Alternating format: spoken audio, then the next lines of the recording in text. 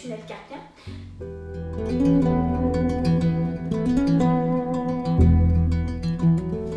Je suis Chérie du studio Kiné Pilates et aujourd'hui je fais une vidéo pour faire suite à la première vidéo sur la mobilité des poignets qui était assez basique mais qui était idéale pour toutes les personnes qui étaient vraiment comme sorties d'une fracture par exemple, sorties du plâtre. Donc aujourd'hui on va aller faire des exercices un petit peu plus, on va dire, difficiles. Fait que vous pouvez avoir besoin soit d'être assis ou debout pour les premiers exercices. Ça peut être aussi fait accoudé sur une table. Parfois, ça permet de mieux mobiliser ou plutôt de mieux isoler les poignets. Moi, je vais utiliser ça, comme ça vous allez mieux voir mes exercices. Fait qu'on va commencer tout simplement. Imaginez que vous avez vos coudes sur la table ici. J'ai mes coudes sur mon coussin. J'ai les épaules bien dégagées, le dos bien long. Puis je vais tout simplement fermer les poings. Le pouce vers le haut, donc le pouce par-dessus. Et on va faire des rotations des poignets. Donc, si vous avez une fracture depuis peu, vous pouvez juste travailler sur un seul poignet. Donc je vais faire par exemple le poignet droit, mais vous pouvez faire les deux poignets en même temps. De toute façon, souvent on manque de beaucoup de flexibilité des poignets. Je le vois parce que dans mes cours, les gens à quatre pattes ont énormément de difficultés. Puis je vais continuer de diffuser des vidéos pour justement que vous soyez facilement capable d'être à quatre pattes sans aucun souci. On change le sens de notre rotation. Prenez vraiment le temps de bien faire vos rotations. Si vous avez un poignet qui est en ce moment en rééducation, peut-être que vous pouvez même attraper votre poignet, ou plutôt votre avant-bras, pour pouvoir bien mobiliser votre poignet et aller chercher une vraie rotation. Super.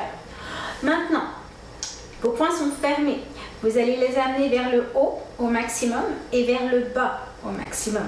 Je fais un coup, j'ai mon poignet qui va aller vers le haut au maximum et un coup vers le bas au maximum. Oui, ça peut être douloureux et difficile. Prenez votre temps. On va en faire une quinzaine encore. 1, 2, 3, 4. Et à chaque fois, je vais chercher le maximum. 5, 6, 7, 8, 9 et 10. On va rajouter un exercice pour assouplir aussi les doigts, parce que parfois quand on a les poignets qui sont comme tendus ou qui ont des problèmes, ça va jusque dans nos doigts. Fait qu'on va aller chercher à la mobilisation aussi de nos doigts. Fait qu'ici, on va avoir commencé avec les poings, les bras ouverts, les doigts ouverts vers le ciel, les paumes de main vers moi.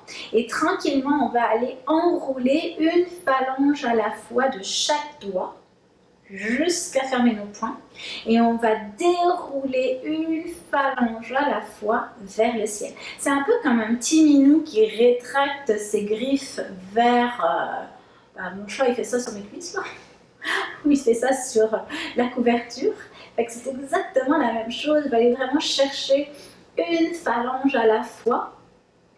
Et une phalange à la fois, je fais la rétraction et l'allongement et l'étirement. Allez, on continue. Ça peut être un petit peu désagréable et difficile. Il y a toujours une main qui est plus difficile que l'autre. Donc c'est vrai que si vous avez une fracture, c'est sûr que c'est celle de la fracture, bien que ça peut être aussi celle que vous utilisez beaucoup, par exemple pour l'ordinateur. Ce sont des excellents exercices si vous avez des soucis au niveau de votre tunnel carpien. Allez, on y va encore pour 5. Et on va aller plus vite pour les 4 derniers. Hop. 3, 2 et 1. On ferme les poings et on ouvre les paumes de main ici. On va aller maintenant chercher un déroulement complet.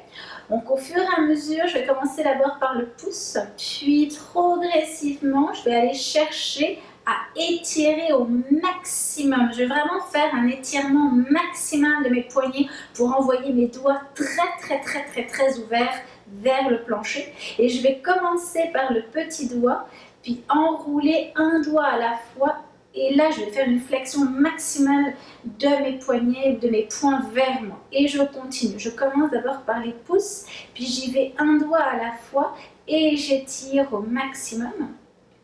Puis j'enroule. Donc j'ai beaucoup de misère à enrouler les petits tout seuls, hein, vous le voyez, mais c'est ça que je veux. Je veux vraiment aller un doigt à la fois. Good. Et on reprend encore. On enroule tranquillement et on referme vers soi Et on déroule tranquillement avec extension totale. Allez, encore une fois. Et on referme.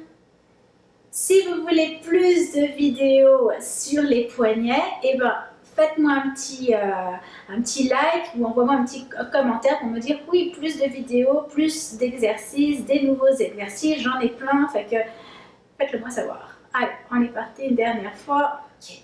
Pour le dernier exercice, je vous propose de faire ça vraiment avec un mur, c'est mieux. Ça va vous aider aussi à voir et à visualiser. Alors, j'ai mon bras bien tendu, mes épaules dégagées, donc ça va travailler beaucoup de choses en même temps. Et je vais tout simplement pousser ma paume de main en direction du mur, étirer mes doigts vers le ciel, mais toujours avec le mur, et descendre mon épaule au maximum. Donc je vais faire une poussée, et je relâche. On continue, on va pousser, et relâcher. Maintenant, je vais tout simplement glisser ma main pour que mes doigts aillent vers là, puis inversement au maximum vers l'arrière. Et je continue en glissant. Donc je vous le montre sans le mur. Vous pouvez le faire bien sûr sans le mur, mais vous pouvez commencer avec le mur, ça peut bien vous aider à sentir le mouvement. J'ai les doigts ici, vous allez mettre une poussée des paumes de main en direction du mur, les épaules bien dégagées, le menton un peu rentré, les épaules basses.